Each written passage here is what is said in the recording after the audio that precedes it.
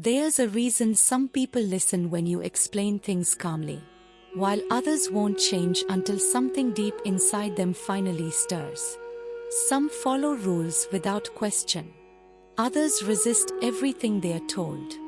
A few need praise before they can act. But there are also those who are quietly driven by something they don't even talk about. The Bhagavad Gita speaks directly to this. In chapter 3, verse 33, Krishna tells Arjuna, "Every person acts according to their own nature. Even the wise are not free from this. So what can restraint really do?" It may sound like a simple statement, but there's a world of insight in that one line. It explains why people behave the way they do, and more importantly, how we can influence them, without ever forcing, arguing, or controlling. Because the truth is, everyone moves for a reason. Every person has a pattern, a rhythm, a way their heart and mind work together. And if you don't understand it, you'll spend your whole life trying to help people in ways that simply won't reach them. You might tell someone to focus, and they drift even further. You might tell them to calm down, and they get more upset. You show kindness, and they think you're soft. You argue with logic, and they respond with emotion. You give advice from love, and they ignore it completely. Not because they are being difficult, but because you are not speaking in a way their inner world can understand. Krishna understood this better than anyone.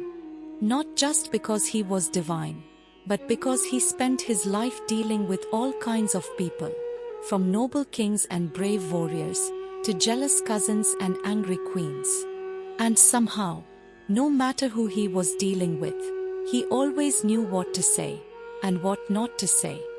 He didn't try to control anyone. He studied them. He noticed what moved them. He waited for the right moment. He knew when to speak, when to stay silent, and when to simply be present. And because of that, he rarely needed to push anyone. He just placed his words exactly where they would land, and something would shift. That's what it means to understand someone's nature. Not to manipulate, but to connect. Not to pressure, but to influence gently, from inside. So how do you find that kind of understanding? You begin by letting go of the need to make others behave like you. You stop expecting them to think like you, feel like you, respond like you. Instead, you start to observe, without judgment, without hurry. Because the person who talks loudly all the time might actually be afraid of being overlooked. The one who keeps quiet in a room could be silently hoping someone will finally notice. The one who mocks everything might be trying to cover their own pain. And the one who always speaks in circles might be scared to say what they really feel. But you can't see any of that if you are only looking from your own perspective. So Krishna tells Arjuna, learn to see people clearly. Watch how they behave when things get difficult. Notice what they cling to, what they fear, what they run from. Because once you understand their pattern, their actions start to make sense. And when that happens, you stop trying to fix them from the outside. You stop wasting energy. Instead, you begin meeting them where they are. And that's not weakness, that's wisdom. Because it's easy to believe that everyone should just be more mature, more focused, more calm, more disciplined, more open-minded. But Krishna reminds us, people don't change because they are told to. They change only when something inside them wants to. And our job is to learn how to speak to that part. And that part doesn't always respond to words. Sometimes, it needs silence. Sometimes, it learns by watching. Sometimes, it needs truth, spoken gently. Other times, it needs truth, spoken boldly. That's why Krishna's approach was never the same with everyone. With Arjuna, he spoke like a guide, steady and clear. With Yudhishthir, he was careful, knowing how delicate his sense of justice was. With Bhima, he was straightforward, because Bhima respected strength more than softness. And with Duryodhan, Krishna didn't argue at all, because he understood that when someone is blinded by ego, even truth falls on deaf ears. This isn't about strategy, it's about sensitivity. Because you don't talk to a river the same way you speak to a rock. You don't whisper to thunder.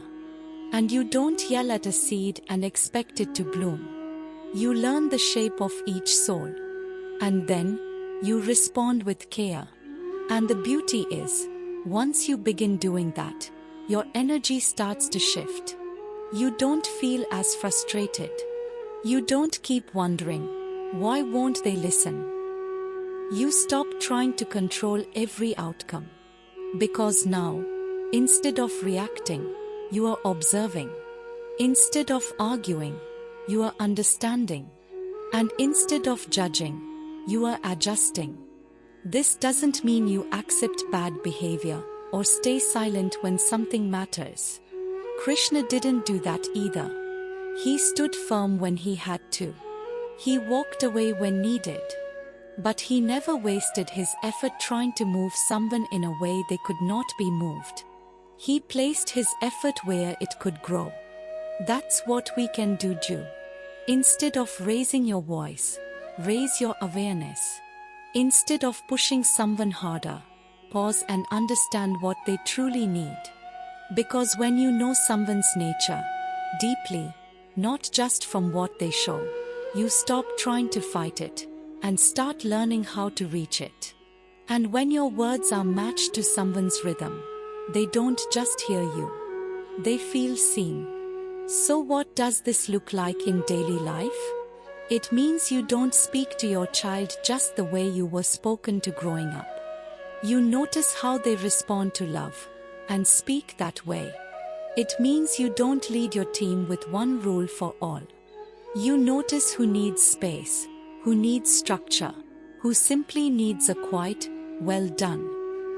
It means you stop wasting time trying to argue someone into growth. You simply let life teach them, and you stay close enough so that when they are ready, your presence will already feel safe. Because some people change with encouragement. Some change through challenge. Some shift with time. Others shift with pain. But no matter how the door opens, the question is, will you be patient enough to wait until it does? Krishna was. He didn't start preaching to Arjuna immediately. He waited. He let Arjuna collapse. He let him feel confused, scared, ashamed. And only when Arjuna said, "I'm ready to listen," only then did Krishna speak. Not because he didn't care, but because he knew that real transformation never begins with pressure. It begins with readiness. And that is the hardest thing to do, to wait until someone is truly ready. But when you care for someone deeply, you learn to wait. You learn to study the lock until you understand its shape. Not the lock you wish they had, but the one they were born with.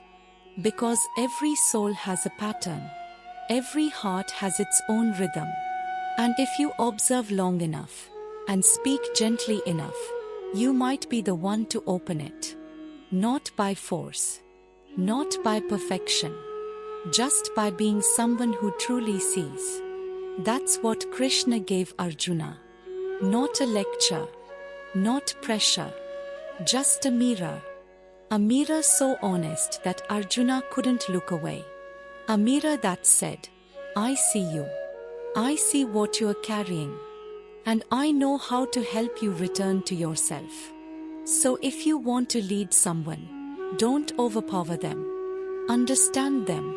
If you want to guide someone, don't shame them. Learn their story. And if you want to bring real change, Don't rush it.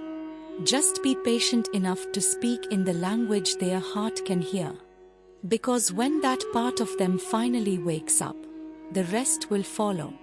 And that's when you stop dragging people behind you. You start walking beside them as they return to their truth.